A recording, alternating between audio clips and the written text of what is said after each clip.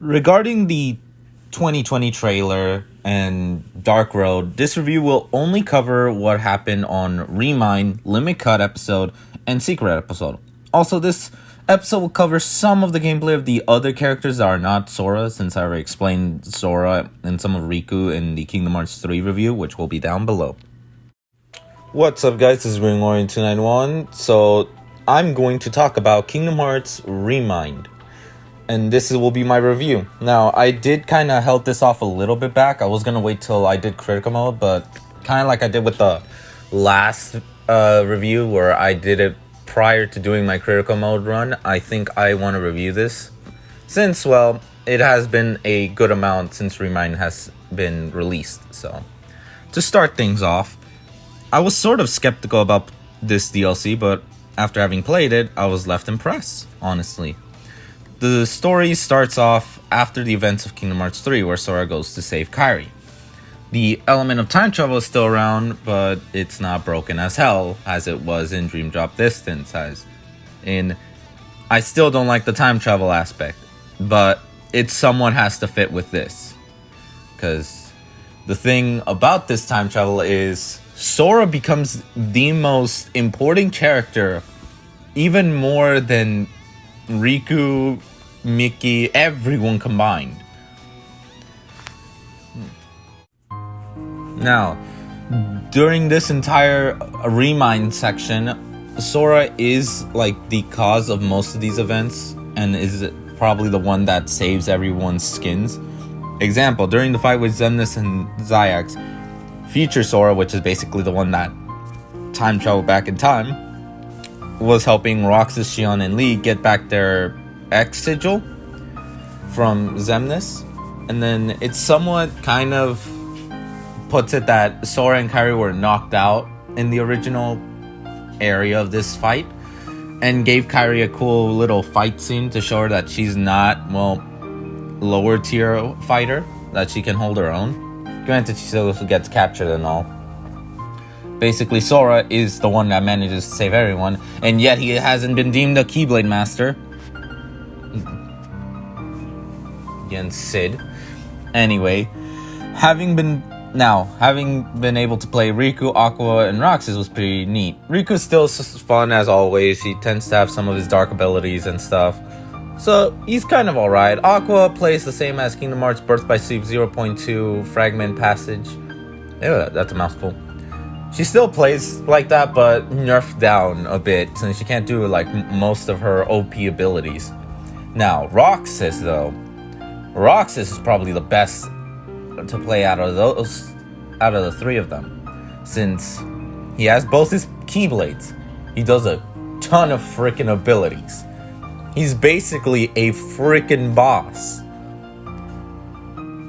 Now, we will skip the last world in Kingdom Hearts 3 because it really has nothing to do with it. Like the way literally the final world, as it's called. I will not speak about that. I will not speak about like all the events that happened throughout like that entire section in the actual Kingdom Hearts 3 run, since that'd be me repeating stuff from the review.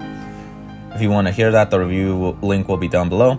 Now, regarding like Skylight and Kylo, it actually looked amazing.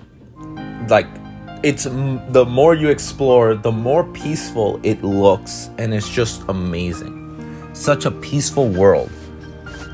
Now, the puzzles to save Kairi was alright, nothing too complicated. Although that last one, I was like, where the hell was it? And I did got lost for a little bit. Now, the fight against the 13 Xehanorts all over again was pretty cool again, since you get to kick their asses all over again. Also, the dialogue between each character is in the most awesomest thing ever. You get to play as nearly every character in the series. Hell, you even get to play as Axel.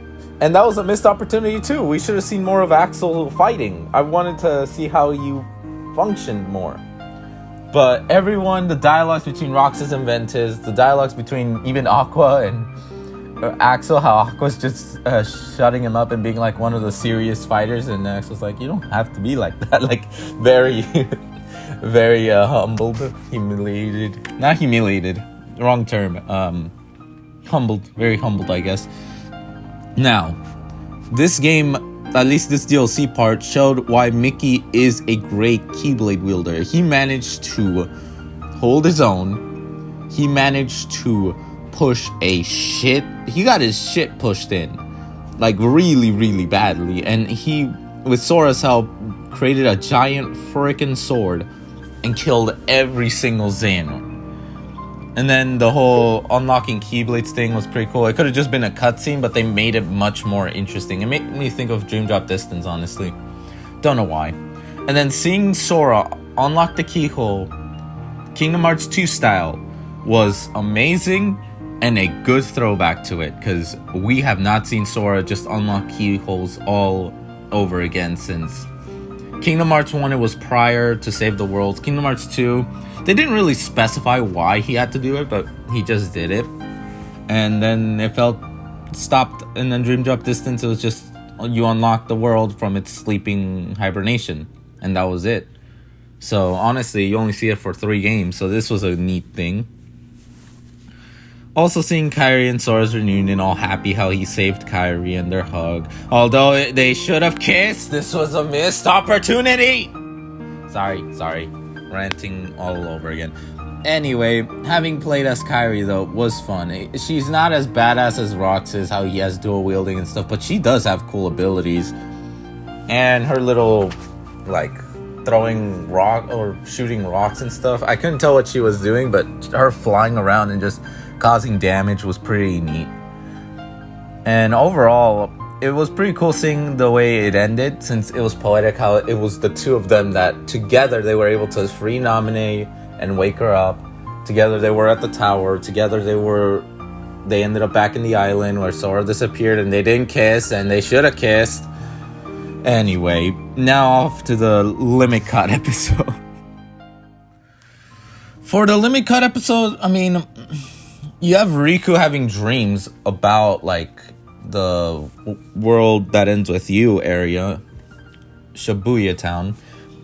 But the thing is, and then there's the whole Yozora thing, but this one, they had data greetings, which, oh boy, look at Instagram, look at, like, Facebook or anything with the Kingdom Hearts thing. You can use that for literally anything, and it is awesome to see people how creative they are. But it's just your creativity, your imagination. You can go nuts with it. You can literally go, it's just interesting. As for the data battles, they're challenging, they're fun. I won't be saying that in critical mode, but they are pretty interesting. The only ones that really gave me trouble is the order here. Luxord a bit, but once you kind of figure out how he works, then you can kind of go around him. Xemnas gave me a shit ton of trouble. I'll give you that. He actually gave me trouble. Xion, no doubt, gave me trouble when she started lowering my health's maximum potential. And then Xehanort is just a fucking asshole. The plot of Limit Cut is basically use Data Sora to find Sora, which, ironic, Data Sora is basically a nod to Recoded, the one game that people hate more than Rechain of Memories. And there's a reason why. There is no actual big plot to it. Now, I'm going to mention this real quick. Kingdom Hearts Melody of Memories is basically recoded in a sense, but the thing with that melody is that it actually has parts of the plot that to move forward. I could be wrong, but it does show that hidden in the melody is more stuff of Kairi. So that's the excuse Melody has. Recoded really doesn't have any excuse. It just explains what was on the letter for King Mickey, which is kind of not exactly the best idea. They didn't really entertain the idea. Hell, the gameplay was completely wacky. Now let's go to the events of the secret episode. Sora versus your Sora. And let me tell you, the fight made me hate Yozora more than the Lingering Will fight, and more than Sephiroth himself. And that's saying something, because I fucking hate Sephiroth. Yozora, your stupid hacks and your load of BS actually pissed me off so much that I hated you even more than fucking Sephiroth. Sephiroth! That is a big fucking feat. Because anyone who's seen my videos, anytime I fight Sephiroth, you all know I fucking hate Sephiroth with a burning passion. And it's not just because of what he did to Aerith in the original Final Fantasy VII. It's just that actually pissed me off, but it's just he's a fucking asshole. And Yozora took it up even more. Lingering Will was hard, but he was an actual challenge. I hated the challenge to a point because it's random as fuck, but it was still a fun challenge. It was more that I despised than the Sephiroth fights, because at least I kind of figured out the guy's hacks. But no, Yozora, you had to piss me off the fuck off. Anyway, also, Yozora, how is kicking the shit out of Sora saving him? Because it says he's here to save Sora. How the fuck is fighting and kicking his ass literally saving him? That's your way of save? I don't even want to know what is your way of killing. Well, there are two endings anyway. Either you lose and Sora ends up being quote-unquote saved by Yozora. By that I mean he gets crystallized himself. The other ending is Sora beats Yozora and he just disappears, leaving Sora confused as hell along with everyone else. Now, regarding which ending is canon, think of it this way. When Yozora loses to Sora, he says, oh, I guess it's not time yet. And that kind of seems like, what if it's a loop? What if Sora is destined to lose to Yozora? Because both endings end up with Yozora in the car of Final Fantasy 13 style. Quite literally. So I feel like I might make a theory video fully on it, unless the developers beat me to it. That I have a feeling that Yozora winning ending is canon, as much as I fucking hate it, because I would like Sora beating this hacks of a fucking character. But it is up to speculation. I will make a theory video with Darkvine, which I'll put her link below. She does a lot of cool videos, so check her out. Overall, was this DLC worth it? Yeah, fuck yeah, it was worth it. Expanded the story and made it unique. It wasn't just a cash grab. They literally expanded more into it.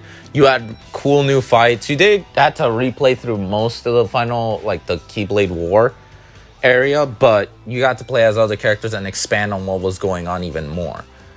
Heck, you even got a few extra cutscenes here and there, which was pretty neat. So, and it had one of the greatest fights. Now, it's a 9 out of 10. Would have been a 10 out of 10 if it wasn't for fucking Yozora being such a fucking hacks. Though, it does deserve a 10 out of 10. It really was extremely fucking well. There were some issues with it, such as a bit of the pacing, like it was very fucking slow and stuff. Hell, fucking Chirithy was talking over the characters, and that was weird, but I think a 9.5 is a worthy number for it, since it does have flaws, and I'm not going to make Yozora be the reason why it gets knocked down a full 1. But yeah, it's worth it, honestly. You guys definitely should play Remind Limit Cut, and then if you get lucky, get the secret episode. Good luck with that asshole, because if he takes away your Kupo coin, he's going to use it once you beat him, so please be careful. Anyway, this was the review. It's not as long as the other one, but, you know, it was my thoughts in Remind. It is a great expansion to the game, and a very, very interesting way to continue on the story.